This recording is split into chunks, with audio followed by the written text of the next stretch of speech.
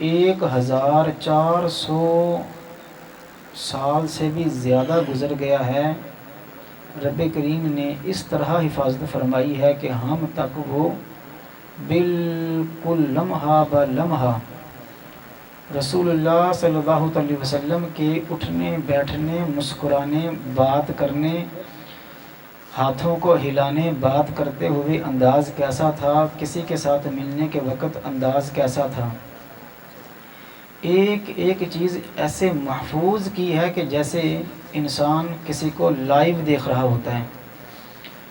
یہ پیارے مصطفیٰ کریم صلی اللہ علیہ وسلم کا ایک معجزہ مبارک ہے، اور اللہ رب العزت کی طرف سے یہ امت کے اوپر احسان ہے۔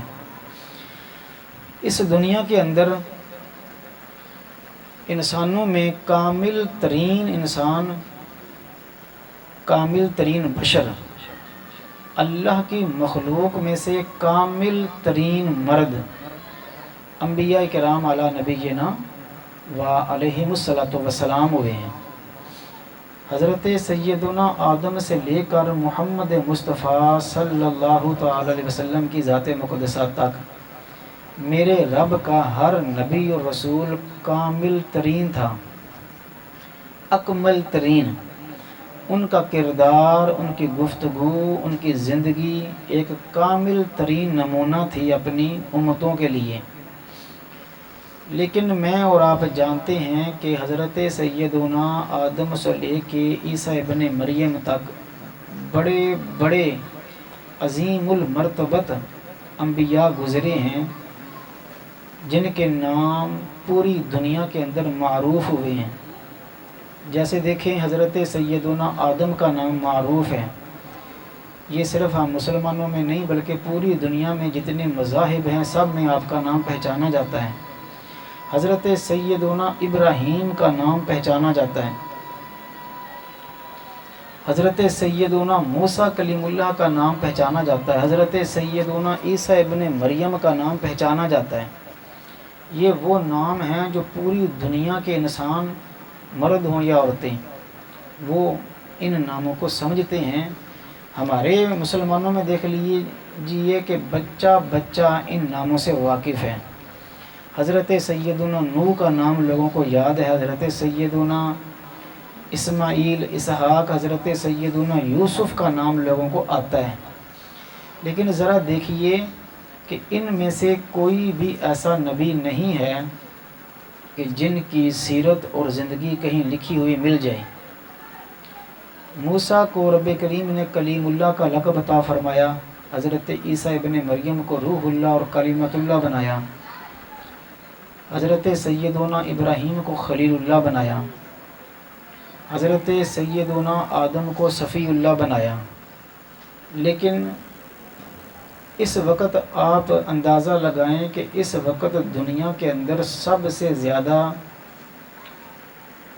مذہب کو ماننے والوں میں اگر تعداد دیکھی جائے تو وہ عیسائیت کی ہے، مسلمانوں سے وہ ڈبل ہیں۔ اگر ہم 1 خرب ہیں تو وہ تقریباً 2 خرب کے قریب ہیں، اور جدید ٹیکنالوجی بھی آپ جانتے ہیں کہ عیسائیت کے پاس زیادہ ہے۔ اتنی زیادہ تعداد میں ہونے کے باوجود عیسائیوں کے پاس بھی عیسیٰ ابن مریم کی زندگی کے گوشے محفوظ نہیں ہیں۔ وہ نہیں آپ کو بتا سکتے کہ ہمارے نبی بات کیسے کرتے تھے، چلتے کیسے تھے، سوتے کیسے تھے، کھانا کیسے کھاتے تھے۔ بلکہ شاید آپ کے علم میں ہو کہ حضرت سیدنا عیسیٰ ابن مریم نے شادی نہیں فرمائی تھی۔ تو یہ ایک بہت بڑی سنت ہے، اپنی امت کے لیے رہنمائی ہے کہ شادی شدہ مرد جو ہے وہ اپنے گھر کے اندر کس طرح بات کر سکتا ہے، کس طرح گزارا کر سکتا ہے، اپنے بچوں کے ساتھ، اپنی بیوی کے ساتھ اس کا برتاؤ کیسا ہونا چاہیے۔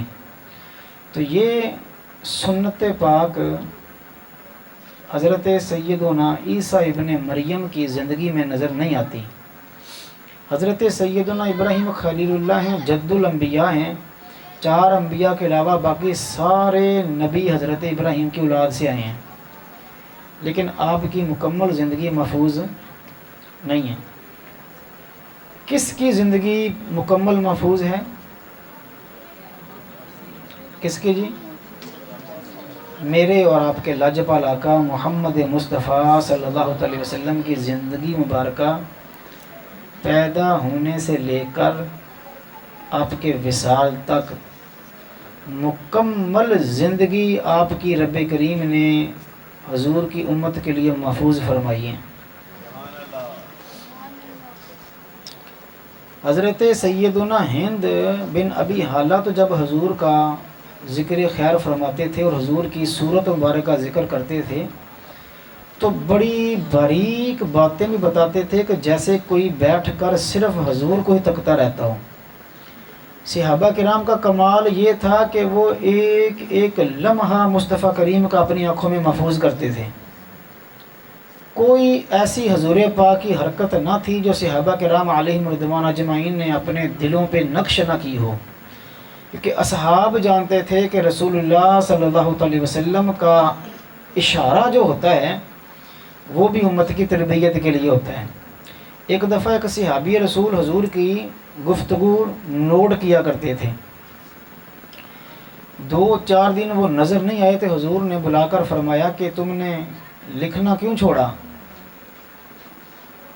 عرض کی جی حضور مجھے دوستوں نے مشورہ دیا ہے کہ اللہ کے نبی صلی اللہ علیہ وسلم بھی آخر انسان ہیں تو کبھی غصے اور جلال کی حالت میں ہوتے ہیں، تو جب انسان غصے میں ہوتا ہے تو کوئی اوپر نیچے لفظ نکل جاتے ہیں، تو تم نہ لکھا کرو، حضور سے اجازت لو، حضور جو کہیں وہ لکھو، حضور جسے منع کریں وہ نہ لکھو۔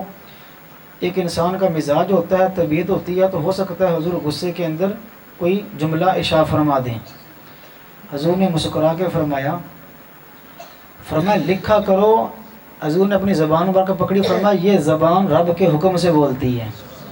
آپ اندازہ کیجئے، عمومی طور پہ ظاہری بات ہے، انسان ہے، طبیعت ہوتی ہے، کبھی کسی کا موڈ اچھا ہوتا ہے، کسی کا موڈ کبھی اچھا نہیں ہوتا، کبھی غصہ آ جاتا ہے، لیکن قربان جائیے رب کریم نے ہمیں وہ نبی عطا فرمایا ہے کہ مصطفیٰ کریم نے فرمایا یہ زبان رب کے حکم سے ہی بولتی ہے، اس زبان سے جو نکلے گا وہ تم لکھ لو، وہ ناحق نہیں بلکہ وہ حق ہی ہوگا۔ اللہ رب العزت نے ہمیں وہ پیارے مصطفیٰ کریم عطا فرمائے ہیں۔ آج کی ہمارے چونکہ گفتگو ہے اسوہ رسول کے اوپر، دوستو بڑی توجہ والی بات یہ ہے کہ ہمارے پاس 3 چیزیں ایسی ہیں جو دنیا کے کسی بھی اور مذہب کے پاس نہیں ہیں، ہمیں یہ فخر ہے۔ نمبر 1، ہمارے پاس ہمارے رب کا کلام اور قرآن مجید محفوظ ہے، اور ایسا محفوظ ہے کہ ہمارے رب نے ہی ہمیں بتلایا ہوا ہے کہ انا نحن نزلنا الذکر و انا لہ لحافظون۔ رب فرماتا ہے قرآن ہم نے نازل کیا، ہم ہی اس کی حفاظت فرمائیں گے، اس کا ایک ایک حرف رب کریم نے اس کی حفاظت فرمائی ہے۔ نمبر 2، رسول اللہ صلی اللہ علیہ وسلم کی احادیث ہم تک پوری حفاظت سے پہنچی ہیں۔ نمبر 3، رسول اللہ صلی اللہ علیہ وسلم کا کردار۔ کتنی چیزیں ہو گئی جی؟ 3 چیزیں ہمارے پاس ایسی ہیں، اللہ کا قرآن، مصطفیٰ کریم کی حدیث اور حضور کا کردار اور سیرت۔ یہ دنیا کے کسی بھی ماننے والے جو مذہب کے ماننے والے ہیں ان میں سے کسی کے پاس یہ 3 چیزیں نہیں ہیں۔ تورات چینج ہو گئی ہے، زبور چینج ہو گئی ہے، انجیل تبدیل ہو گئی ہے، اس کے اندر تحریفات ہو گئی ہیں۔ ہمیں ہمارے رب کے قرآن نے بتلایا ہے کہ انہوں نے تحریفات کی ہیں، انہوں نے چینجنگ کر دی ہے۔ 1000 سال 400 سال گزر چکے ہیں، اللہ کی عزت کی قسم ہے وہی لفظ جو میرے مصطفیٰ کریم کی زبان پہ جاری ہوئے تھے آج ہمارے ہاتھوں میں ہیں، ایک حرف بھی بدلا نہیں ہے۔ اور یہ اتنا عظیم معجزہ ہے کہ چھوٹی عمر کا بچہ بھی اسے حفظ کرتا ہے، اور بڑی زیادہ عمر کا بڑھاپے کے اندر انسان بھی اس کو محفوظ کر جاتا ہے۔ اتنی بڑی یہ رب کی نعمت ہے۔ لیکن یہاں جو آج ہم نے جس بات کو سمجھنا ہے، جتنے بھی ہم دوست احباب بیٹھے ہیں بڑی توجہ کے ساتھ، یہ 3 چیزوں پہ ہمیں فخر ہے، لیکن مسئلہ یہ ہے کہ ان 3 چیزوں سے سب سے زیادہ پیچھے ہم ہٹے ہیں۔ ڈسپلن، نظام، منظم تربیت، چیزیں یہ ساری غیروں نے لی ہیں۔ آج ہم یہاں 4 بندے بیٹھ جائیں، ہم جناب یورپین ممالک اور انگلینڈ اور امریکہ کی باتیں کرتے ہیں کہ وہاں ڈسپلن کیا ہے۔ ہمارے یہاں کا کوئی بگڑے سے بگڑا بندہ بھی وہاں جاتا ہے تو لائن میں سیدھا ہو جاتا ہے۔ آپ صرف سعودی عرب میں چلے جائیں، وہاں وہ جو لائن لگا دی ہے اشارے کی، اس سے آگے گاڑی نہیں نکلتی، اس سے بھی 2 فٹ پیچھے کھڑے ہوتے ہیں۔ ہمارے وہی بندے وہاں پہ جو 20 سال گزار کے آ جائیں، یہاں آتے ساری نظام توڑ دیتے ہیں، بالکل ٹوٹ جاتا ہے۔ آپ اس سے اندازہ لگائیں کہ رب کریم نے ہمیں جو نور دیا تھا اور فرمایا تھا کہ اس کے ساتھ جڑ جاؤ، اس کی سیرت کو محفوظ کر دیا گیا ہے، اس کی سیرت کو لو، رب کریم تمہیں اس دنیا کی بادشاہی عطا فرمائے گا، تمہیں عزت عطا فرمائے گا۔ ہم نے اس کو چھوڑ دیا ہے، ہم تو بالکل ایسے ہنس کے آگے نکل جاتے ہیں۔ اچھا آپ ایک بات دیکھیے، تجربے کی بات ہے، ہمارا جو دنیاوی معاملات ہیں، مثلا ایک مثال میں آپ کو دیتا ہوں، سرکاری معاملات جتنے بھی ہیں، سرکاری کوئی بھی محکمہ ہو، اس فیلڈ کا بندہ قانون سے آزاد ہو جاتا ہے، بالکل۔ آپ پولیس حضرات کو دیکھ لیں، وہ اپنی بائک کے پیچھے نمبر پلیٹ نہیں لگاتے، کیونکہ وہ حضرت خود قانون بن گئے ہیں، قانون سے باہر ہو گئے ہیں۔ وکلاء حضرات کو دیکھ لیجئے، وہ اشارہ بھی توڑ دیں تو جناب وارڈن والا نہیں پوچھ سکتا کہ یہ وکیل ہیں، جج صاحبان ہیں۔ کوئی ایسی فیلڈ نہیں ہے محکمے کے اندر جس میں محکمے والا اپنے آپ کو قانون سے اوپر لے جاتا ہے۔ قربان جائیے جو ساری کائنات کے مالک ہیں، جو خود جن کی ذات شریعت ہے، ان کا ایک ایک لمحہ شریعت کے اندر گزرا ہے۔ آپ اندازہ کیجئے، مصطفیٰ کریم صلی اللہ علیہ وسلم نے کبھی شریعت سے خود کو باہر نہیں کیا، اور دنیا کو بتلایا کہ یہ اخروی معاملہ، دینوی معاملہ ایسا ہے کہ جس بھی انسان کا تعلق رب سے جتنا جڑتا گیا، وہ قانون میں اتنا ہی زیادہ پابند ہو جاتا ہے۔ اللہ رب العزت کا جس نے جتنا قرب حاصل کرنا ہے، اس کے اوپر سختیاں اور پابندیاں اتنی آنی ہیں۔ اب مجھے بتلائیے کہ میرے اور آپ کے اوپر تہجد کی نماز فرض ہے کہ نفل ہے؟ پڑھیں گے تو ٹھیک، نہیں تو مصطفیٰ کریم صلی اللہ علیہ وسلم نے تہجد کی نماز کبھی اپنی زندگی میں نہیں چھوڑی۔ اللہ کے حبیب صلی اللہ علیہ وسلم اس قدر شریعت کے پابند اور اتنے سخت پابند تھے، اپنے وقت کے مطابق جو آپ نفل پڑھتے وہ نہ پڑھ پاتے کسی وجہ سے تو ان کو بھی قضا فرماتے تھے۔ یہ حضور کی سیرت ہے، حضور کا کردار ہے۔ اللہ اکبر، اللہ اکبر۔ یہاں ہم میں سے بہت سے ایسے افراد ہیں جو باہر بڑے اچھے ہیں، بڑے اچھے نظر آتے ہیں، لیکن گھر ان کے بچے ان سے خوف کھاتے ہیں، ان کی بیویاں دل میں گالیاں نکالتی ہیں جب وہ گھر کے اندر داخل ہوتا ہے۔ اس طرح کے جناب سخت مزاج اور بدبختی والی زندگی گزار رہے ہوتے ہیں۔ لیکن قربان جائیے صحابہ رسول نے جب حضور کی سب سے زیادہ محبوب بیوی حضرت خدیجہ الکبریٰ کے بعد حضور نے جس سے سب سے زیادہ پیار فرمایا وہ امی جان عائشہ صدیقہ ہیں رضی اللہ تعالی عنہا۔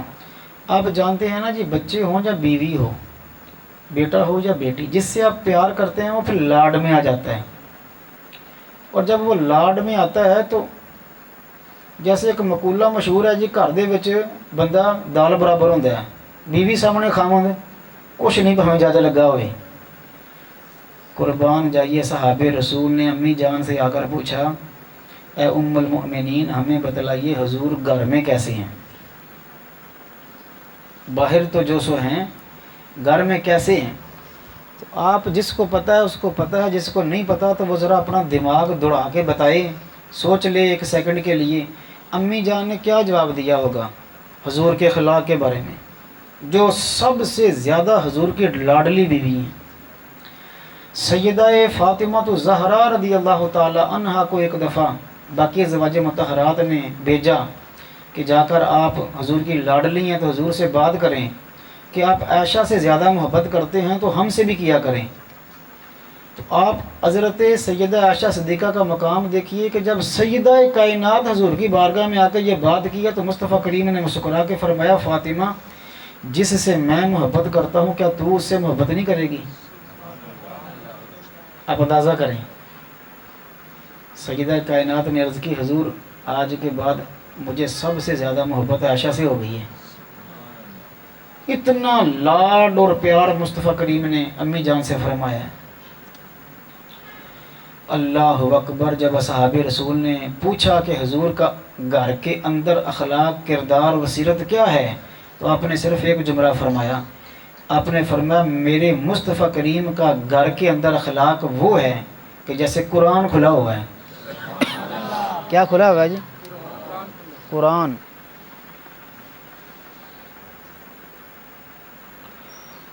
جو بیویوں کے ساتھ قرآن کا سراپا بن کے رہتا ہو وہ دنیا کے ساتھ کیسا ہوگا، آپ اندازہ کریں۔ اور امی جان سیدہ عائشہ صدیقہ رضی اللہ تعالی عنہا کا یہ جملہ بتلاتا ہے کہ قرآن بعد میں نازل ہوا ہے، مصطفیٰ کریم پہلے آئے ہیں۔ ایسی ہے نا جی، 40 سال کے جب حضور ہوئے ہیں تو قرآن کا نزول شروع ہوا ہے، اس سے پہلے قرآن کا نزول نہیں تھا۔ لیکن عائشہ صدیقہ فرماتی ہیں رب کریم نے ہمارے مصطفیٰ کریم کا مزاج ایسا بنایا تھا کہ آپ پیدائش سے لے کر قرآن کے نزول تک بھی آپ کا مزاج قرآن کے مطابق تھا۔ عمومی طور پہ والدین اپنے لاڈلے بچوں کی تربیت ٹھیک نہیں کرتے۔ ہر گھر کے اندر ایک بگڑا بچہ ہوتا ہے، والدین سے پوچھ لو وہ ہنس کے کہتے ہیں جی لاڈ جو بگڑ گیا ہے۔ لیکن قربان جائیے جس کو حضور نے اپنا لاڈلا بنایا ہے وہ دنیا میں سب سے زیادہ سدھر کے سامنے آیا ہے۔ یہ حضور کی تربیت ہے جناب۔ آپ کا اپنے بچے کے ساتھ اس سے زیادہ ناانصافی کیا ہوگی؟ آپ اس کے لاڈ اٹھا رہے ہیں، اس کی تربیت نہیں کر رہے، کہہ رہے ہیں جی لاڈ میں بگڑ گیا۔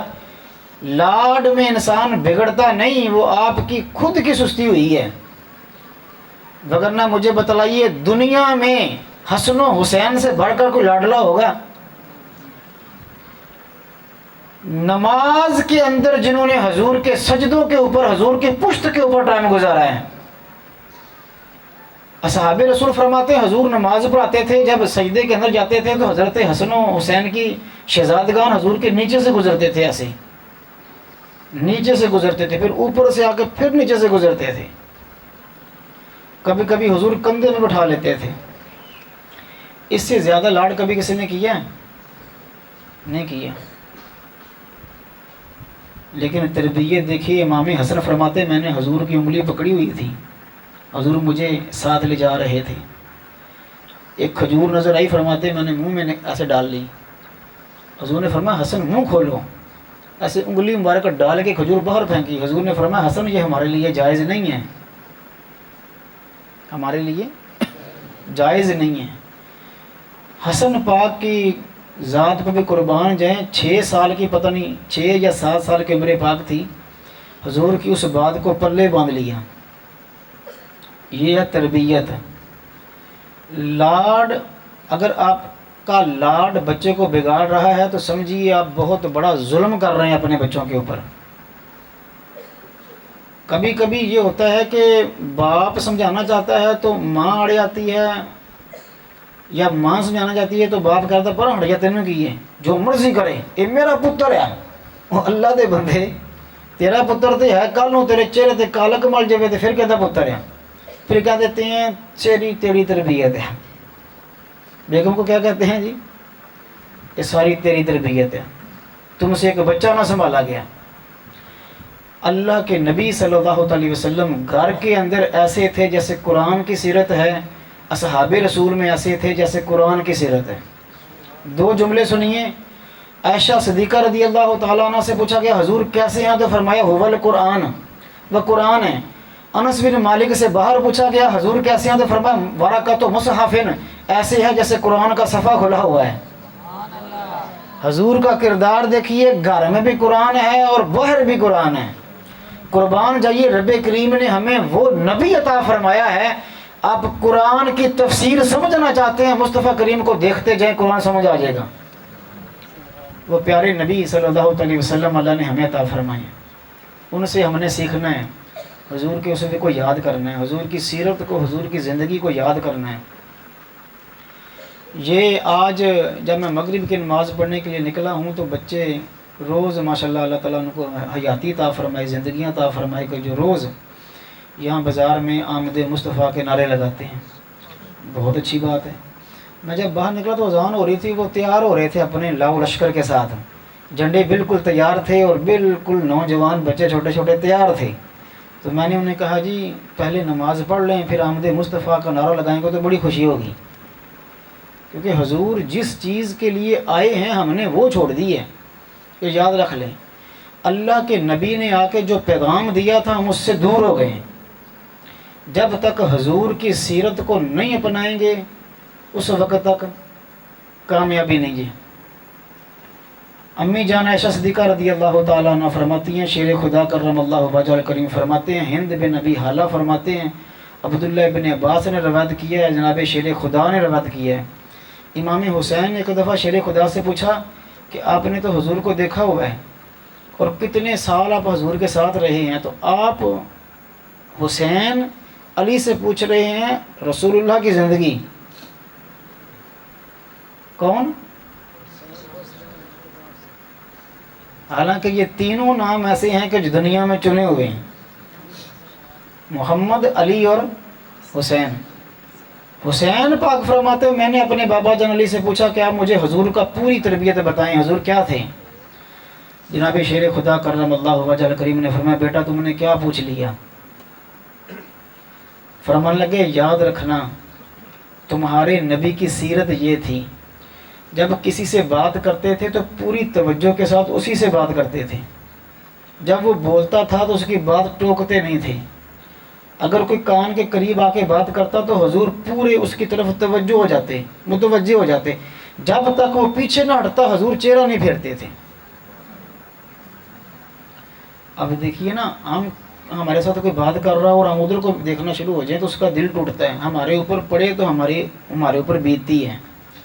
حضور کا اخلاق دیکھیے، حضرت شیر خدا فرماتے حضور جس سے مصافحہ کرتے جب تک وہ ہاتھ نہ چھوڑتا حضور خود نہیں چھڑواتے تھے۔ اور شیر خدا فرماتے ہیں بیٹا یاد رکھنا حضور نے 3 چیزیں چھوڑ دی تھیں۔ نمبر 1 حضور بحث نہیں کرتے تھے کسی سے۔ نمبر 2 حضور کسی کی ٹو نہیں لگاتے تھے، تجسس نہیں کرتے تھے کہ فلاں گھر میں کیا ہو رہا ہے، فلاں گھر میں کیا ہو رہا ہے، فلاں کیا کر رہا ہے۔ نمبر 3 حضور وہ بات نہیں کرتے تھے جس کا فائدہ ہی نہیں ہے۔ کتنی چیزیں ہو گئی ہیں؟ کون کون سی؟ یہ حضور کے میلاد کا صدقہ ہے، یہاں سے لے کے آخر تک جو نوجوان ہیں، بزرگ ہمارے سر کے تاج ہیں، جو نوجوان ہیں، یہاں ہم آج حضور کے بارے میں جتنا سنیں اس میں سے کم از کم 3 چیزیں اپنے اوپر طاری کریں۔ کتنی جی؟ 3 چیزیں اپنے اوپر طاری کریں، حضور سے وعدہ کریں یا رسول اللہ صلی اللہ علیہ وسلم آپ کی ولادت کے صدقے میں نے وعدہ کر لیا ہے کہ آپ کے 3 اصول اپنے اوپر طاری کر لوں گا انشاءاللہ عز و جل۔ دیکھیے زندگی کیسے ٹھیک ہوتی ہے۔ اللہ اکبر، اللہ اکبر۔ اب ذرا معمولات دیکھیے، اللہ کے رسول صلی اللہ علیہ وسلم کا معمول یہ تھا کہ صبح فجر کی نماز پڑھ کے اپنے مصلی پہ چوکڑی مار کے بیٹھ جاتے تھے، اور نماز پڑھتے ساری حضور پوچھتے تھے کسی کو خواب آیا ہے تو بیان کرو میں تعبیر بتاؤں۔ فجر کی نماز کے فوراً بعد، یہ روٹین تھی روز کی، اگر کسی کو خواب آیا ہوتا تو کھڑا ہو کے بیان کرتا، حضور تعبیر فرما دیتے۔ اگر کوئی نہ پوچھتا تو مصطفیٰ کریم اپنا خواب بیان فرماتے ہیں، اپنا خواب بیان فرما کے اس کی تعبیر بتاتے۔ یہ نہ ہوتا تو پھر بیٹھ جاتے، تھوڑی دیر کے لیے ذکر و اذکار کرتے، اور یہی وہ وقت تھا جب صحابہ کرام علیہم رضوان اجمعین جس کو گفتگو کرنی تھی، جس نے کسی کام پہ نہیں جانا تھا، وہ حضور کی بارگاہ میں آ کر بیٹھ جاتا تھا۔ صحابہ کرام فرماتے ہیں اگر حضور بات نہ کرتے تو ہم آپس میں بات کرتے، اگر ہم مزاح کی بات کرتے تو حضور مسکرا دیتے، اگر کوئی پچھلے دور کے ہم قسم قسم کے واقعات شروع کرتے تو واقعہ سنتے سنتے اگر کوئی تعجب کی بات ہوتی تو حضور بھی تعجب ہی کرتے، اگر ہم کہتے اس واقعے کے اندر کوئی ہنسی مذاق ہوتا تو حضور بھی مسکرا دیتے۔ لیکن مصطفیٰ کریم صلی اللہ علیہ وسلم کی صحبت کا اثر یہ تھا، ابو ہریرہ فرماتے ہیں، حضرت طلحہ فرماتے ہیں کہ جب حضور کی مجلس سے اٹھتے گھر کے اندر جاتے تو حالت اور ہوتی، تو آ کے عرض کی کہ حضور طلحہ منافق ہو گیا۔ آپ نے فرمایا کیوں؟ عرض کی جی حضور ہم آپ کی مجلس میں بیٹھتے ہیں، صحبت میں بیٹھتے ہیں تو دل فرشتوں کی طرح نرم ہوتے ہیں، جیسے ہی گھر جاتے ہیں تو بچوں میں اور بیوی بچوں میں جا گم ہو جاتے ہیں۔ حضور نے مسکرا کے فرمایا اگر وہی حالت طاری رہے تو فرشتے تمہارے ساتھ مصافحہ کرنے کے لیے تیار ہیں، لیکن فرمایا دنیا داری ہے، تم نے وہاں بھی جانا ہے۔ پھر اللہ کے نبی صلی اللہ علیہ وسلم نماز ادا فرماتے، اس کے بعد حضور گھر تشریف لے جاتے، گھر کے کام کرتے، بکریاں رکھی ہوئی تھیں حضور پاک صلی اللہ علیہ وسلم نے، اس کا دودھ حضور خود دھوتے تھے، اگر اپنے کپڑے مبارک میں کہیں ٹانکا لگانا ہوتا حضور خود لگاتے تھے، اگر جوتا مبارک گانٹھنا ہے تو وہ حضور خود گانٹتے تھے۔ نماز عصر پڑھ کے اللہ کے حبیب صلی اللہ علیہ وسلم کی روز کی روٹین تھی کہ نماز عصر پڑھ کے اپنی تمام ازواج مطہرات کے گھر میں جانا ہوتا تھا۔ 9 بیویاں تھیں ایک وقت میں، تو عصر سے مغرب کا ٹائم سب کے لیے تھا، 2 4 منٹ 5 منٹ سب کے پاس آپ بیٹھتے۔ مغرب کے وقت آپ اس زوجہ محترمہ کے گھر میں پہنچتے جن کے گھر میں باری ہوتی تھی رات رہنے کی۔ مغرب کی نماز پڑھ کے جب حضور واپس گھر میں آتے تو ساری ازواج مطہرات اس زوجہ محترمہ کے گھر میں آ جاتی تھیں۔ عصر سے مغرب حضور سب کے پاس جاتے تھے، پھر مغرب سے عشاء ساری ازواج مطہرات 9 کی 9 ہماری امی جان حضور کی بارگاہ میں ہوتی تھی۔ نماز عشاء تک وہاں گفتگو ہوتی تھی، گپ شپ لگتی تھی۔ نماز عشاء پڑھنے مصطفیٰ کریم مسجد میں آ جاتے، تمام امی جان اپنے اپنے گھروں میں چلے جاتی۔ عائشہ صدیقہ رضی اللہ تعالیٰ عنہ فرماتی جب حضور کی باری میرے گھر ہوتی تو حضور عشاء کی نماز پڑھا کے آتے تو آ کے قرآن پاک کی مختصر سی تلاوت فرماتے، کبھی یہ ہوتا کہ 4 رکعت نفل پڑھتے واپس آ کر قرآن پاک کی مختصر سی تلاوت فرماتے۔ علماء نے لکھا ہے وہ بنی اسرائیل سورہ سجدہ ہے، کچھ مختصر اور صورتیں ہیں، ان میں سے کسی کی تلاوت فرماتے۔ اس کے بعد اللہ کے نبی علیہ السلام لیٹ جاتے۔ حضور عشاء کے بعد کسی سے زیادہ بات نہیں کرتے تھے، دایاں ہاتھ حضور اپنے چہرے کے نیچے رکھتے، دائیں کروٹ ہو جاتے اور آرام فرما ہو جاتے۔ آدھی رات کو یا تیسرے پہر اللہ کے نبی اٹھتے اور 8 رکعت یا 12 رکعت آپ تہجد کی نماز ادا کرتے، اور ہر وقت حضور کے سرحانے امی جان فرماتی ہیں ایک مسواک موجود ہوتی تھی اور وضو کے لیے پانی مہیا ہوتا تھا۔ آپ فوراً اٹھتے، مسواک کرتے، وضو کرتے اور نماز پڑھتے، جیسے ہی تہجد کی نماز ادا کر لیتے پھر اپنے آرام والی جگہ پہ آ کے لیٹ جاتے۔ حضور کے سونے کی آواز محسوس ہوتی کہ حضور لیٹ گئے ہیں، آرام فرما ہو گئے ہیں۔ پھر فجر کی اذان ہوتی، حضور اٹھتے، ویسے ہی سنتیں ادا فرماتے اور جماعت کے لیے چلے جاتے۔ امی جان فرماتی ہیں ایک دفعہ میں نے پیچھے سے عرض کی حضور آپ ابھی سوئے تھے تو وضو فرما لیں۔ مصطفیٰ کریم نے مسکرا کے فرمایا ہمارے آنکھیں سوتی ہیں، دل جاگتا ہے، یعنی حضور اور امت کے درمیان میں یہ فرق ہے، میں یا آپ باوضو ہیں، لیٹ گئے ہیں، ایسے لیٹ گئے، اگر آنکھ لگ گئی، اونگ آ گئی، آنکھ جھپک بھی گئی لیٹے ہوئے تو ہمارا وضو ٹوٹ جائے گا، ہمیں دوبارہ وضو کرنا پڑے گا۔ مصطفیٰ کریم صلی اللہ علیہ وسلم تہجد کے بعد لیٹ کے بالکل آرام فرماتے تھے۔ عبداللہ ابن عباس فرماتے ہیں بالکل حضور کے سونے کی مکمل آواز آتی تھی، لیکن حضور کی اور امت کے درمیان میں فرق ہے کہ ہمارے نبی کا سونے سے وضو نہیں ٹوٹتا تھا۔ سیدہ ام سلمہ رضی اللہ تعالیٰ عنہ فرماتے جب حضور میرے گھر میں ہوتے تھے تو حضور اکثر رات کو بار بار اٹھتے تھے، مثلا تھوڑا سا سوئے ہیں تو اٹھ گئے، وضو کیا، 2 نفل پڑھے، عبادت کی اور پھر سو گئے، پھر اٹھ گئے، پھر تھوڑی سی عبادت کی، پھر سو گئے، پھر اٹھ گئے۔ فرماتے ہیں ساری رات ایسے گزرتی تھی۔ ایک صحابی رسول ہیں فرماتے ہیں میری ڈیوٹی تھی کہ میں نے مصطفیٰ کریم کے گھر کے باہر ڈیوٹی دینی تھی، تو میں نے ساری رات میں کہتے ہیں میں جاگا ہوں، ساری رات میں تھک کے سو گیا ہوں، حضور کی زبان اقدس سے ذکر جاری ہو ساری راہ ہے، یعنی رات کا یہ حصہ۔ اور اللہ کے حبیب صلی اللہ علیہ وسلم اللہ رب العزت کی بارگاہ میں خشیت کا عالم یہ تھا کہ آپ صحابہ کرام فرماتے ہیں حضور ایک جنازے کے اندر شریک ہوئے، اور اب یہ بھی معمول سن لیں، شروع میں یہ ہوتا تھا کہ مدینہ المنورہ میں اگر کوئی بہت بیمار ہو جاتا اور مرنے کے قریب ہو جاتا تو حضور کو جا کے اطلاع دی جاتی کہ آپ کے ایک غلام اور امتی جو ہیں وہ فوت ہونے کے قریب ہیں۔ حضور تشریف لے جاتے، پاس بیٹھ جاتے، ذکر و اذکار کرتے، ان کو تلقین کرتے، جب وہ فوت ہو جاتے تو پھر ان کے لیے دعا استغفار کرتے، پھر جنازے کا سارا معاملات۔ تو وہاں بیٹھے بیٹھے حضور تھک جاتے تھے، تو صحابہ کرام نے اس معمول کو چینج کر دیا۔ اب جب کوئی بندہ فوت ہو جاتا تو پھر آ کے حضور کی بارگاہ میں عرض کرتے کہ فلاں بندہ فوت ہو گیا ہے، حضور جاتے، جا کے بیٹھ جاتے، استغفار کرتے، ان کے لیے دعا کرتے۔ اس میں بھی ذرا مسئلہ بنتا تھا تو پھر صحابہ کرام نے اس کو بھی چینج کیا۔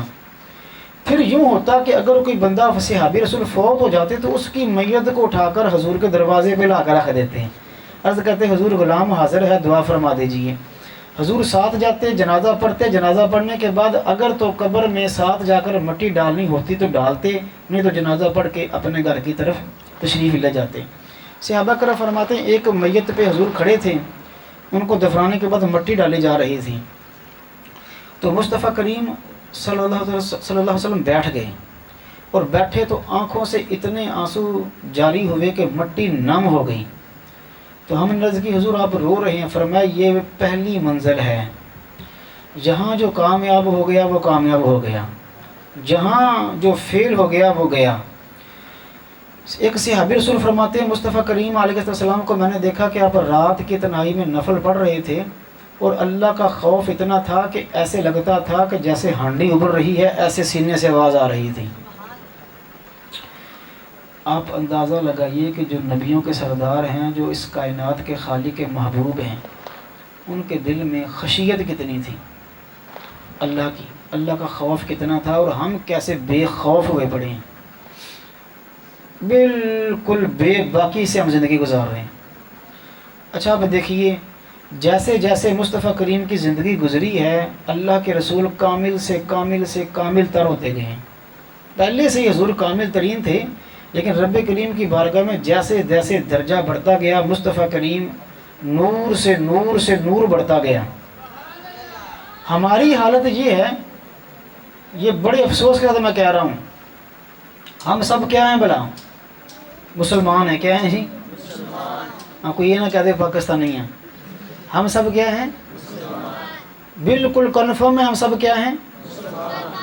تو افسوس کی بات نہیں ہے کہ جیسے جیسے اسلام میں زندگی گزرتی ہے ہمیں ویسے ویسے زیادہ ٹھیک ہونا چاہیے، ہم ویسے ویسے زیادہ بگڑتے ہیں۔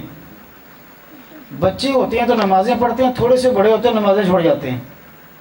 اب تو جو لڑکا جوان ہوتا ہے اس کو پتہ نہیں اندر سے کیا آگ لگتی ہے کہ وہ حضرت غلام بن جاتا ہے، نہ رب کے گھر کا خیال ہے، نہ کوئی اللہ کا خوف ہے، کوئی تو بھی ماڑے تو حضرت صاحب خود کو پتہ نہیں کیا شادہ چارلس اور پرنس سمجھتے ہیں، بڑی بے حیائی اور ڈٹھائی سے ماں سے بات کر رہے ہیں، والد کا پتہ ہی نہیں ہے، ماں کو دبکے لگا رہے ہیں، چودھری صاحب گلی میں کھڑے ہوئے ہیں۔ اللہ کے بندو، تم نے اس نبی کا کلمہ پڑھا ہے جنہوں نے اپنی نگاہوں کو جھکا کے رکھا ہے؟ حضور با حیا تھے۔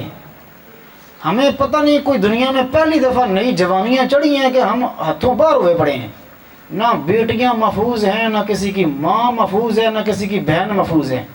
یہ ہمارے مجھ سے تو زیادہ یہ نوجوان آپ لوگ جانتے ہیں کہ جو مکو وانے کی تباہی ہم نے مچائی ہوئی ہے، نہ کسی کی بیٹی محفوظ ہے، نہ کسی کی بہن محفوظ ہے، نہ کسی کا بھائی محفوظ ہے، تباہی کے دہانے پہ پہنچے ہوئے ہیں۔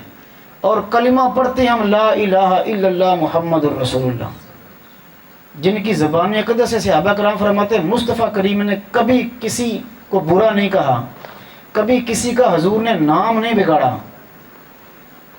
اللہ کے نبی صلی اللہ علیہ وسلم نے کبھی کسی کی ٹو نہیں لی، کسی کا تجسس نہیں کیا، کسی کے پیچھے پڑے نہیں ہیں کہ اس کی میں خامی تلاش کروں اور اس کو ذلیل کر دوں لوگوں کے سامنے۔ اب اس سے زیادہ، یہ بزرگ حضرات مجھے معافی دیں گے، اس سے زیادہ بدبختی کیا ہے کہ بال ہمارے سفید ہونا شروع ہوتے ہیں اور ہماری زبان پہ گالیاں جاری ہو جاتی ہیں۔ جتنے بزرگ اور بابے ہیں اللہ جن کو ہدایت دے دے، اس کے علاوہ نئی سے نئی گالی ہمارے بزرگوں کے پاس ہے۔ میں ایک باپ کو جانتا ہوں جو اپنے چھوٹے بیٹے کو گالیاں دے کے دکان پہ بھیجتا ہے، گالیاں دے کے، جس کو اس نے جناب جو اس کا سگا بیٹا ہے گالیاں دے کر اس کو دکان پہ بھیجا اور باہر کھڑا ہو کر کہہ رہا تھا پھر بڑی بڑی گالیاں نکال کر واپس آ جاؤ، دیر کیوں کر رہے ہو۔ ہم نے اپنی بیٹیوں کو نہیں بخشا، ان کو بھی ہم نے گالیاں دی ہیں، اور گندی سے گندی گالی دے کے ہم نے اپنے بیٹوں کو جوان کیا ہے۔ پھر وہ ہمیں دیکھ کر اپنی بیویوں کو مارتے ہیں جیسے باپ نے بیویوں کو مارا ہوتا ہے۔ اور ایک کائنات کے والی ہیں کہ امی جان عائشہ صدیقہ رضی اللہ تعالیٰ عنہ فرماتی ہیں مصطفیٰ کریم نے میرے لاڈ اٹھائے ہیں۔ ابوبکر صدیق رضی اللہ تعالیٰ عنہ گھر کے اندر آئے تو حضور اور عائشہ صدیقہ کے درمیان کسی بات پہ بات ہو رہی تھی۔ حضور بات کرتے تو عائشہ صدیقہ آگے سے جواب دیتی، پھر حضور بات کرتے تو عائشہ صدیقہ بات کرتی۔ ابوبکر صدیق نے وہیں سے فرمایا ٹھہر جا تمہیں مدرسہ۔ آپ نے فرمایا بیٹی تجھے پتہ نہیں ہے تو کائنات کے والی سے بات کر رہی ہے، اپنی آواز نیچی رکھ اور نگاہیں جھکا کے رکھ۔ مصطفیٰ کریم نے فرمایا ابوبکر باہر ہو جا، یہ میرا اور بیوی کا معاملہ ہے۔ بتائیں، حضور بیٹھے ہوئے تھے، عائشہ صدیقہ کے گھر باری تھی رات رہنے کی، ایک اور امی جان نے ایک پیالے میں چیز بھیجی۔ امی جان فرماتی ہے مجھے غیرت آئی، اور میں نے انہیں پہلے امی جان فرماتی ہے کہا ہوا تھا کہ میرے گھر میں حضور ہوں گے تو میں اپنی مرضی کا کھلاؤں گی، تمہارے گھر میں جو ہے تو اپنی مرضی کا کھلا دو۔ چھوٹی عمر تھی، تھوڑی غیرت زیادہ تھی۔ امی جان فرماتی ہیں میں نے ہاتھ مارا، وہ پیالہ گر گیا، ٹوٹ گیا۔ صحابی رسول جو لے کر آئے تھے وہ باہر کھڑے تھے، تو حضور نے کچھ نہیں کہا، بس پیالہ اٹھایا اور اسے کہا تمہاری والدہ محترمہ کو غیرت آ گئی تھی، جاؤ یہ چیز واپس لے جاؤ۔ امی جان فرماتی اتنے جملے پہ مجھے شرمندگی آئی، میں نے دوبارہ کھانا تیار کیا، خود بھی کھایا، ان کے گھر بھی بھیجا اور معذرت بھی کی حضور کی بارگاہ میں۔ تو یہ انداز ہے۔ امی جان فرماتی عید کا دن تھا، باہر مجھے شور سنائی دیا تو میں نے عرض کی حضور کیا ہے؟ فرمایا وہ حبشی اپنے کرتب دکھا رہے ہیں۔ تو میں دروازے کی طرف چلی، حضور نے فرمایا دل کر رہے دیکھنے کا۔ میں نے عرض کی جی حضور میں نے بھی کرتب دیکھنے ہیں۔ قربان جائیے حضور امی جان فرماتی حضور نے مجھے اپنی چادر میں لپیٹ لیا، صرف منہ تھا جو جہاں سے نظر آ رہا تھا، ایسے چادر میں لپیٹ لیا اور فرمایا عائشہ جتنا دیکھنا دیکھ لو۔ امی جان فرماتی ہیں میں ان کے کرتب دیکھ رہی، حضور نے ایسے بازو کیے ہوئے اور مجھے اپنے پیچھے لیا ہوا، میرا سر حضور کے یہاں کندھے پہ تھا اور میں دیکھ رہی تھی۔ شاید حضور تھک گئے، حضور نے فرمایا عائشہ بس کریں۔ تو امی جان فرماتی میرے دل میں آیا کہ آج دیکھتے ہیں کتنا لاڈ ہے۔ تو میں نے کہا نہیں حضور میں نے ابھی اور دیکھنا ہے۔ حضور نے 3 دفعہ مجھ سے بار بار پوچھا چلیں، تو میں نے کہا حضور نہیں میں نے دیکھنا ہے۔ حضور کھڑے رہے۔ تیسری دفعہ مصطفیٰ کریم نے فرمایا عائشہ بس ہو گئے چلتے ہیں۔ تو میں نے کہا جی حضور جیسے آپ حکم فرمائیں۔ واپس مڑے تو حضور نے مسکرا کے فرمایا لوگوں تم میں سے بہترین وہ ہے جو اپنی بیوی کے ساتھ بہتر ہے۔ یہ کر کے دکھلا کے حضور نے فرمایا۔ پھر فرمایا میں اس دنیا میں سب سے زیادہ بہترین ہوں کیونکہ میں اپنی بیویوں کے ساتھ تم سب سے زیادہ بہترین ہوں۔ لیکن ہمارے حالات بلا کیا ہیں؟ دنیا جہان کی کسی سائنس کی لیبارٹری میں وہ گالی ایجاد نہیں ہوئے گی جو ہم نے اپنی بیویوں کو نہیں دی ہوئی ہے، جو ہم نے اپنی بیٹیوں کو گالیاں نہیں دی ہوئی ہیں۔ بندہ غیرت سے ویسے مر نہیں جاتا، اگر تھوڑی سی غیرت بھی ہو جو اپنی بیٹی کو گالی دے رہا ہے، لیکن نہیں ہم جی رہے ہیں، ہمیں کیا پرواہ، ہم انسان ہیں، ہم اشرف المخلوقات ہیں، غلامی رسول میں ہمیں موت قبول ہے، سرکار کی آمد مرحبا ہے، سب کچھ ہے، لیکن ہم نے بیٹی کو نہیں بخشنا، بیوی کو نہیں بخشنا۔ اور ایسے بدبخت اور زمانے کے ذلیل وہ لوگ بھی ہیں جو اپنی ماں کو بھی گالیاں نکال جاتے ہیں، اپنے باپ کو گالیاں نکال جاتے ہیں اور کہتے ہیں یہ زبان پہ چڑھی ہوئی ہے. بزرگوں سے ہاتھ جوڑیں کہ یار آپ تو گالی چھوڑیں، کہتے ہیں یہ زبان چڑھ گئی ہے. 6 باتیں کریں گے اس میں 10 گالیاں دیں گے. یہ ہمارا اخلاق ہے. اور ایک مصطفیٰ کریم کی زندگی مبارک ہے کہ مصطفیٰ کریم کی زبان پہ کبھی غلط بات نکلی نہیں ہے، حالانکہ حضور کو بھی جلال آتا تھا. اب دیکھیے جب حضور کو جلال آتا، حضور یہ فرماتا تاربت یدا، تاربت یدا. ایک یہ جملہ تھا حضور کا جب غصہ ہوتے جلال فرماتے. ایک فرماتے تیری ناک خاک آلودہ ہو جائے. 2 جملے تھے، تیرے ہاتھ خاک آلودہ ہو جائیں، اور ایک جملہ تھا تیری ناک. اب دیکھیے اگر میں اس کی وضاحت نہ کروں، شارحین نے اس کی وضاحت کی ہے، آپ وضاحت نہ کریں تو آپ کو لگے گا یہ سخت جملہ ہے، لیکن مصطفیٰ کریم کی ذات پہ کروڑوں سلام. غصے میں بھی حضور دعائیں دیتے تھے. یہ میرے نا جی پچھلے ہفتے میں نے اس کی تفسیر پڑھی ہے. پہلے میں نے عربی کا یہ جملہ ایسے ہی پڑھا ہوا تھا، تاربت یدا، تیرے ہاتھ خاک آلود ہو جائیں، اور زیادہ حضور کو جلال آتا تو فرماتے تیری ناک خاک آلود ہو جائے. میں نے جب اس کی شرح پڑھی تو میں نے کہا واہ میرے رب تو نے کتنا سونا نبی ہمیں عطا فرمایا ہے. جلال میں حضور فرماتے تھے. اب مجھے بتائیں جب ہم سجدہ کرتے ہیں تو ہاتھ کہاں رکھتے ہیں؟ خاک آلود ہوتے ہیں. جب سجدہ کرتے ہیں تو ناک کہاں لگتی ہے؟ زمین پہ لگتی ہے. شارح نے حدیث فرماتے ہیں حضور جلال میں بھی یہی کہتے تھے رب تجھے ہدایت دے، اپنی بارگاہ میں سر جھکانے کی توفیق دے. تیرا ناک زمین پہ رگڑتا رہے، تیری پیشانی رب کی بارگاہ میں رگڑتی رہے. میں اور آپ جانتے ہیں کہ تب فرش بالکل مٹی کے ہوا کرتے تھے. عبداللہ ابن عمر فرماتے ہیں حضور میرے گھر میں تشریف لے کر آئے تو میں نے حضور کے لیے ایک چمڑے کا پورا بہت پیارا سا میرے پاس ایک تھا قالین سا، میں نے وہ بچھا دیا. عرض کی حضور یہاں بیٹھے. حضور زمین پہ بیٹھے، یہاں ہم بیٹھے تھے، حضور وہاں بیٹھے. فرمایا مٹی کے اوپر حضور بیٹھ گئے. اور آپ دیکھیے کیا کمال کی بات ہے. امی جان فرماتی ہیں حضور کی بارگاہ میں کھانا پیش کرتے، پسند ہوتا تو کھاتے، نہیں ہوتا تو بات نہیں کرتے تھے. ایک صحابی رسول فرماتے ہیں، امی جان فرماتی ہیں حضور گھر میں، اور فرمایا کھانا ہے؟ عرض کی جی کھانا تو نہیں ہے، سالن نہیں ہے، صرف روٹی ہے. حضور نے ایسے روٹی رکھی، ایک کھجور لی اس کے اوپر رکھا، فرمایا یہ روٹی ہے اور یہ ہمارا سالن ہے. یہ روٹی ہے، یہ ہمارا سالن ہے. ہمیں کھانا پسند نہیں آتا، اتنا نمک زیادہ ہو جائے تو ہم نے گالیاں نکالنی ہیں اور چوڑے ہو کے احسان کرنا ہے، کما کے میں لے آواں تو روٹی نہ دیں. باہر ہوٹل پہ بات کر کے آئے ذرا ایک دفعہ، وہ کہتے اٹھ نکلے تو جہاں نکل، ایسے نہیں ہے. لیکن بیوی چونکہ فری کی لب گئی ہے، وہ آپ کے لیے ساری دیہڑی وہ بالن جلا جلا کے اب چلو گیس آ گئی ہے، وہ محنت کر کے کام کرے اور آپ جناب ایک نمک برداشت کرنے کے قابل نہیں ہے. کیسے مرد ہیں ویسے؟ یہ مردانگی ہے. ہمارے نزدیک گالیاں نکالنا مردانگی ہے.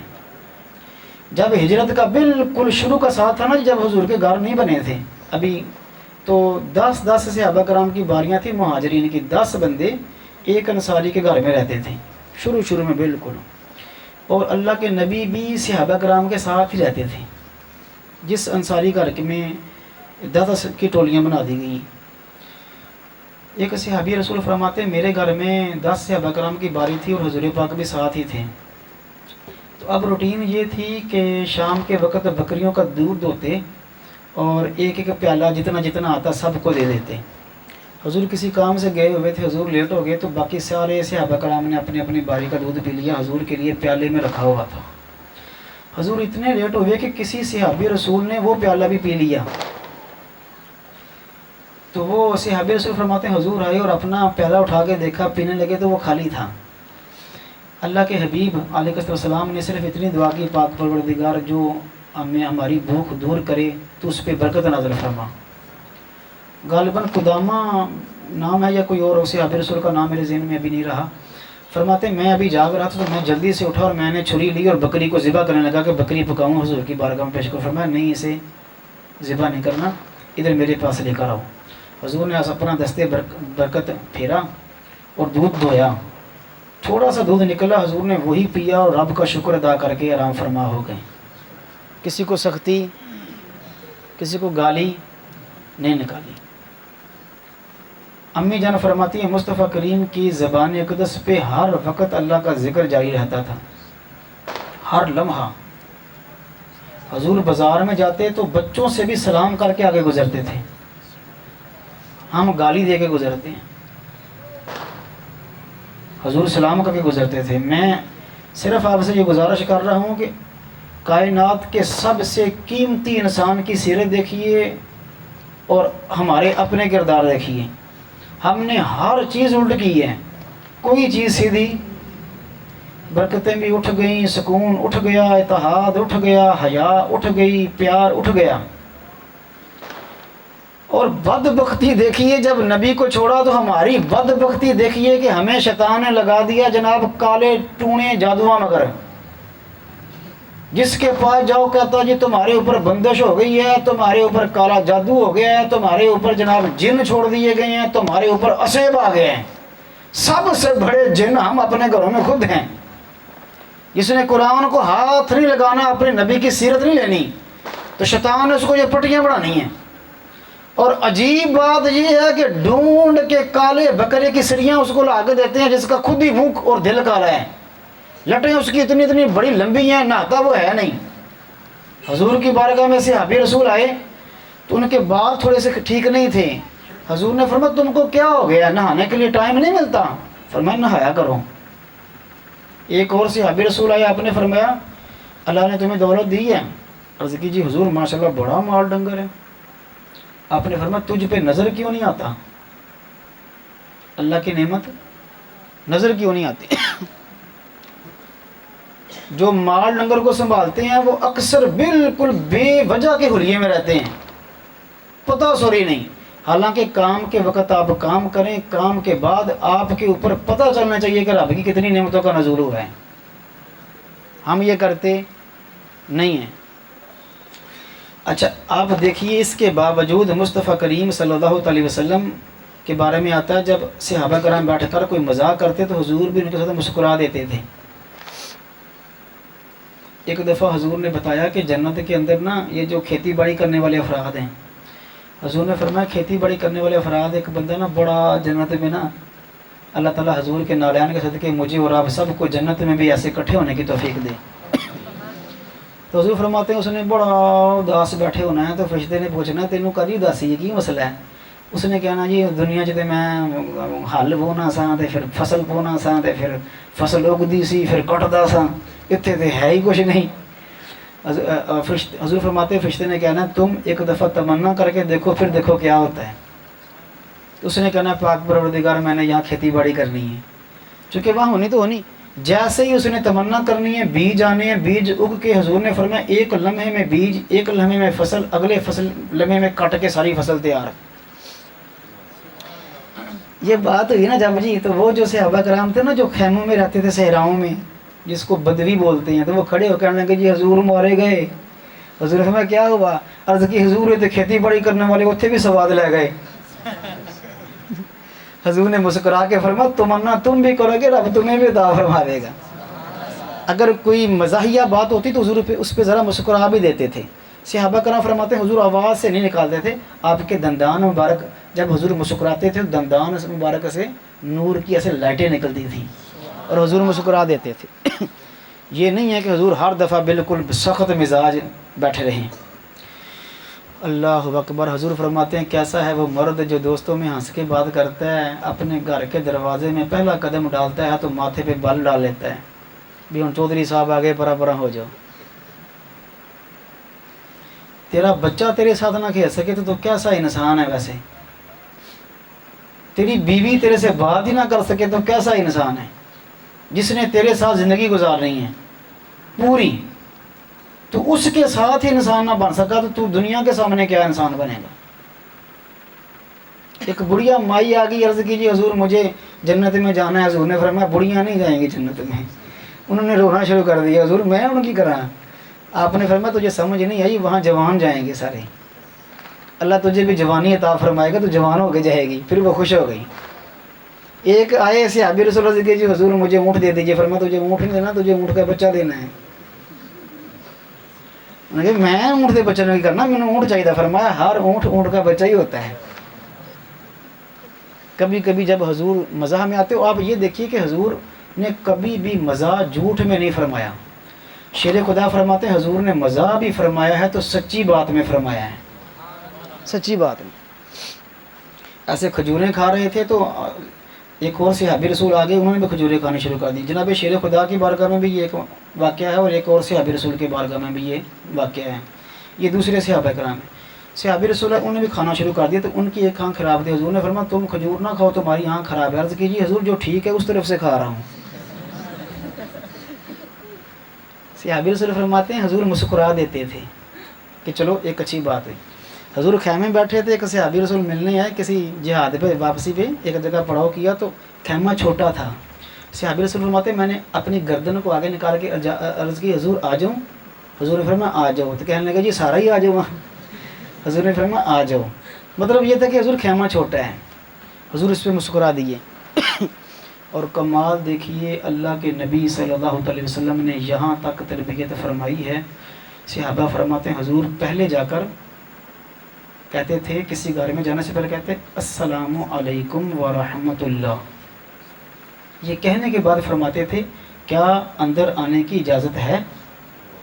اگر وہ کہتے اجازت ہے تو جاتے، نہیں تو نہیں جاتے. ہمارے ہاں یہ ہے کہ ہوں اسی پچھوں پورے پنڈ نہ وعدہ کر کے آئیں کہ اس گھر چوں بندہ باہر کٹ کے چھڑنا ہے. جو دروازہ وجونا حضرت صاحب جہاں وہ نہیں تو جہاں یہ نہیں. حالانکہ سنت کیا آپ 3 دفعہ دستک دیں اور واپس جائیں. اللہ کے نبی نے فرمایا ہو سکتا مصروف ہو تو اسے پریشان کر دے، وقت پھر آ جائے گا. ایک صحابی رسول ہیں حضرت سعد، ان کے بیٹے قیس بن سعد، وہ فرماتے ہیں میں گھر کے اندر تھا، حضور نے دستک دی، فرمایا السلام علیکم. تو انہوں نے آرام سے کہا وعلیکم السلام تاکہ حضور تک آواز نہ جائے.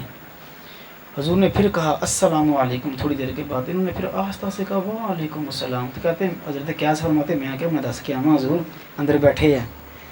تو حضور واپس چلے جاتے کہنے کہ میں نے میرے والد نے مجھے کہا چپ کر بیٹھا رہے، یہ کائنات کے والی کی طرف سے سلامتیاں آ رہی ہیں. حضور کیا کہہ رہے تھے؟ السلام علیکم، تم پر سلامتی ہو. حضور نے تیسری دفعہ کہا السلام علیکم. انہوں نے پھر آرام سے کہا وعلیکم السلام. حضور واپس چلے گئے. تو پھر حضرت سعد پیچھے بھاگے. عرض کی حضور میں گھر ہی سا، بس دل کردا سا تسی سلامتیاں نظر کری جائے وہ تو میں لے جاؤں وہاں. تو یہ انداز بھی ہوتا تھا. اور حضور تربیت فرماتے تھے. ایک صحابی رسول نے باہر سے سلام نہیں کہا اور سیدھا اندر آ گئے. فرمایا واپس جاؤ اور جا کر پہلے کہو السلام علیکم، پھر کہو میں اندر آ سکتا ہوں، پھر آؤ. دروازے پہ دستک ہوئی. مصطفیٰ کریم نے فرمایا کون؟ تو جابر بن عبداللہ فرماتے میں باہر تھا. میں نے کہا میں. حضور نے فرمایا میں کیا ہوتا ہے؟ اپنا نام لیا کرو. اپنا نام لیا کرو، میں نہیں کہتے. اپنے گھر میں بھی جائیں دروازہ بند ہو دستک دیں اندر سے کہ پوچھے تو اپنا نام بتائیں، میں فلاں ہوں. یہ نہ کہیں کہ میں کھڑا ہوں، کیونکہ اس میں وضاحت نہیں ہوتی.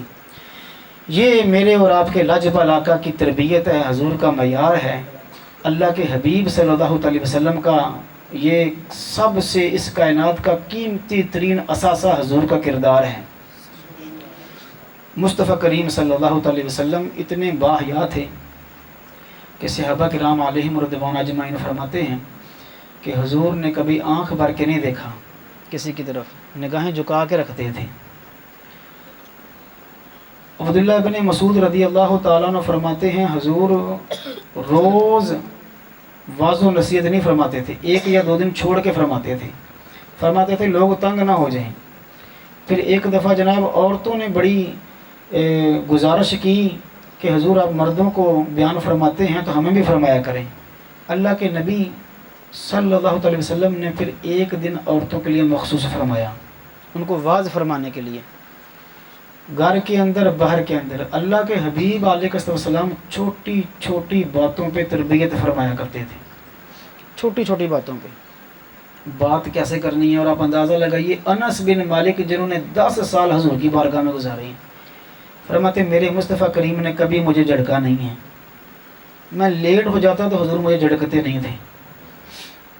انس بن مالک خود فرماتے ہیں حضور نے مجھے ایک دفعہ کام بھیجا تو حضور انتظار کرتے کرتے خود مجھے دیکھنے آ گئے کہ کتنے گیا ہے. فرماتے میں اتنے گلی چ نیانے کھیڈنے تھے، میں بھی کھیڈا ویکھن دیا انہوں نے. حضور نے جب مجھے دیکھا تو صرف اتنا کہا، ایسے کان ایسے مڑوڑ کے کہا، انس تجھے کام بھیجا تھا؟ فرماتے میں کام کے لیے بھاگ گیا، جھڑکا نہیں، گالی نہیں نکالی۔ چلیں جی، میری اب گفتگو مکمل ہوئی۔ میں اب بڑے ادب سے، جو کہ سارے بزرگ دوست جو ہیں وہ ہمارے سر کا تاج ہیں، یہ بزرگوں سے لے کے نوجوان تک میں بھی آپ کے ساتھ ہوں۔ آج ہم ایک وعدہ کرتے ہیں۔ کیا کرتے ہیں جی؟ وعدہ کرتے ہیں۔ حضور سے کچھ تو لیں نا آج، تو ایسے ہاتھ ایسے کر لیں جیسے آپ عدالت میں ہیں۔ اللہ تعالیٰ مجھے اور آپ کو توفیق عطا فرمائے، حضور کے نالین کے صدقے اللہ تعالیٰ ہماری زبان کی حفاظت فرمائے۔ اللہ تعالیٰ آج کے بعد ہماری زبان کو گالیوں سے محفوظ فرما لے۔ اے میرے مالک، اے میرے خالق، تیرے سونے پیارے حبیب کی سچی اور پاک زبان کا واسطہ مولا ہماری زبانوں کو پاک فرما۔ یقین جانیے جو بڑی نیچے کر لیں جی، بہت شکریہ، اللہ تعالیٰ آپ کو جزائے خیر عطا فرمائے۔ یہ گھر جا کے نا جی اگر کسی بزرگ کو میری بات کو تھوڑی سخت لگی ہو تو میں معافی چاہتا ہوں، لیکن ایک دفعہ میرے کہنے پہ آج جب آپ اپنے بستر پہ لیٹ جائیں تو ایک دفعہ خود سے پوچھیں کہ یار میں نے زندگی حضور کی غلامی میں گزاری ہے تو زبان پہ گالی کیوں نہیں چھوٹ رہی؟ یہ کیا مسئلہ ہے کہ میں اسلام کے اندر بوڑھا ہو رہا ہوں اور میری زبان پہ گالیاں آ رہی ہیں، کیوں نہیں چھوٹ رہی آخر؟ میں نے تو اس پاک نبی کا کلمہ پڑھا ہے کہ جن کی زبان سے نکلے لفظ یا قرآن بنے ہیں یا حدیث بنے ہیں، تو میری زبان کم از کم گالی سے تو رک جائے نا۔ یقین مانیے باپ گالی چھوڑ دے تو بچے بڑے ٹھیک ہو سکتے ہیں۔ ہم نے اپنے بچوں کو گالیاں سکھائی ہیں، جو باپ نکالتا ہے اس کے ساتھ دو لگا کے بچہ باہر گلی میں نکالتا ہے۔ اللہ تعالیٰ نے مجھے ایک بات بتائی، یہ جو ہماری اولاد ہے، بیٹے بیٹیاں، یہ ہمارا ذاتی مال ہے، کس کا ہے؟ اونچی بولیے بلا۔ امانت کس کی ہے؟ ہم کس کے ہیں؟ تو امانت کی حفاظت کرتے ہیں یا خیانت کرتے ہیں؟ حفاظت ایسے کرتے ہیں۔ اللہ تعالیٰ نے حشر کے میدان میں باپ سے پوچھ لیا کہ میں نے تجھے امانت کے طور پر بیٹے اور بیٹیاں دی تھی، تو نے تربیت کیا کی؟ جواب دے، تو وہاں جواب حضرت نہیں آئے گا۔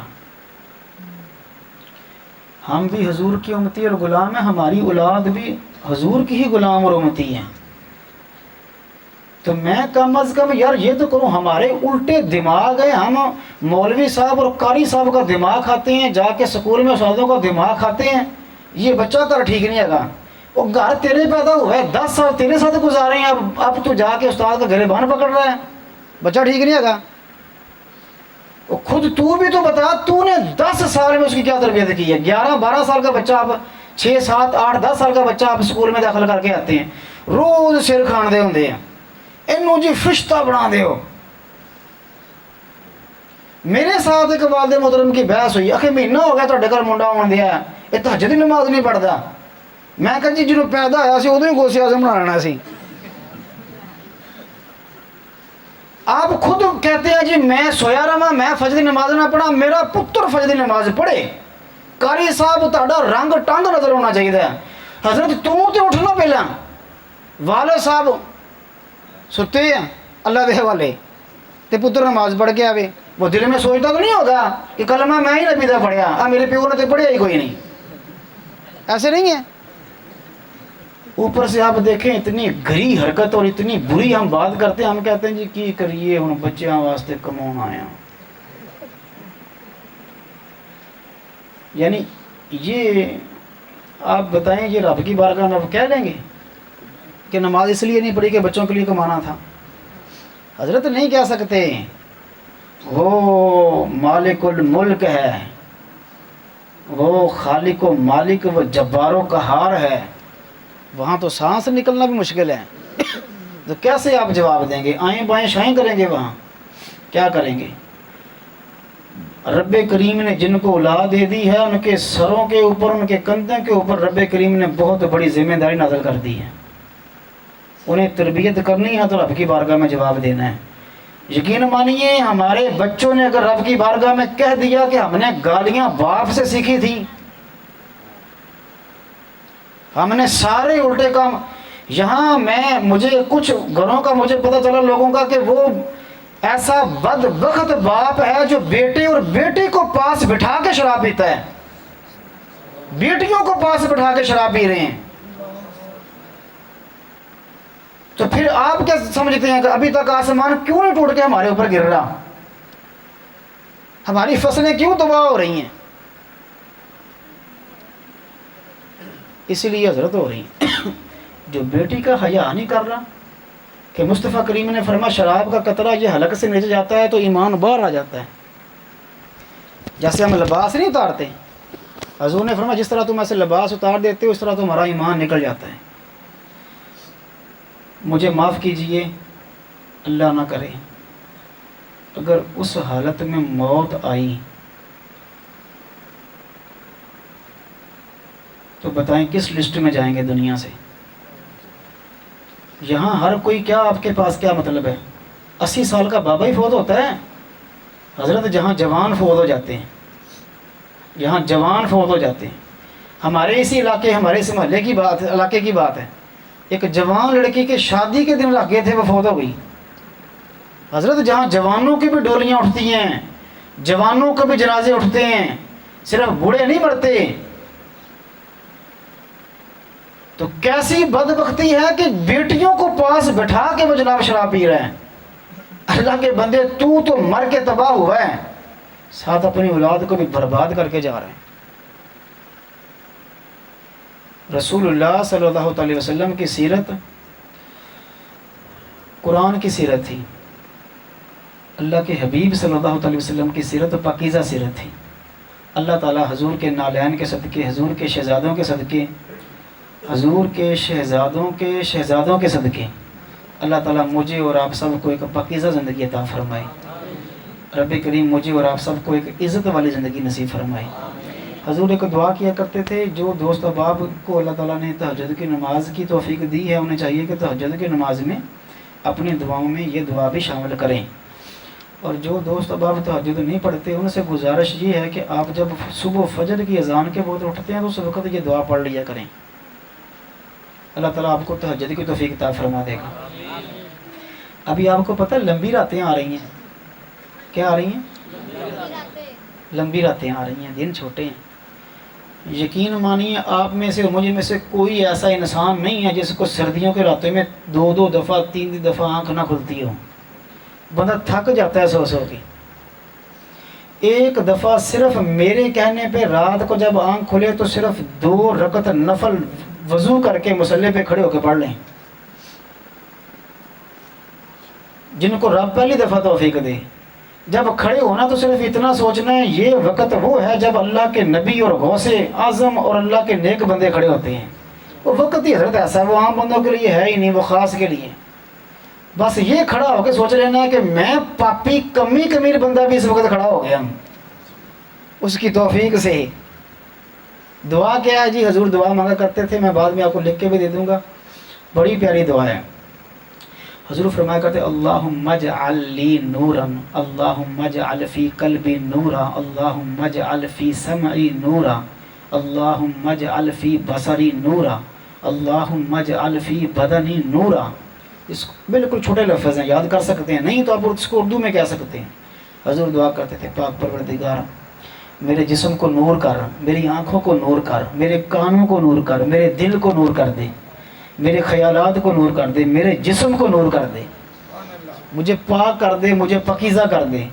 میرے دائیں، میرے بائیں، میرے اوپر، میرے نیچے، میرے آگے، میرے پیچھے مولا نور کی حفاظت کر دے.